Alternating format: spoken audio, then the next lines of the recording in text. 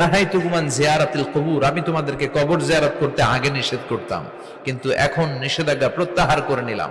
এখন সব সময় তোমরা কবরের সামনে যাবা আর জিয়ারত করবা। কবরস্থানে জানতো বড়ুয়া কৃষ্ণপুরের এই গ্রামের কবরস্থান আছে কোন দিকে? পূর্ব দিকে আছে, গোখরার জলের ওদিকে। যান আপনারা, একটু যাবেন, একটু গেলে আখিরাতের কথাটা স্মরণ হবে। ওখানে ছোট শিশুরা শুয়ে আছে, কিশোর যুবকরা আছে, আপনার মতো তাগড়া যুবক, মুরব্বীরা আছে। এরা এই এলাকায় থাকতো, এরা আকাশ থেকে নেমে আসে না, এই এলাকার সন্তান, আজ নাই। একটা সার্টেন পিরিয়ড শেষে আপনিও থাকবেন না। This is the nature of life, this is the circle of life. ছোট্ট শিশু হয়ে এসেছিলেন, শৈশব, কৈশোর, যৌবন, প্রৌঢ়ত্ব। আগে ছিলেন সিঙ্গেল, বিয়ে করে হয়ে গেলেন ডবল। এরপরে আল্লাহ আপনাকে একটা মেয়ে দিল, এরপরে মেয়েকে বিয়ে দিয়ে শ্বশুর হলেন, এরপরে ওই মেয়ের ঘরে সন্তান হতে নানা হলেন। আর কতদিন? অনেক দিন হলো তো, অনেক লম্বা সময় পেয়েছেন আপনি।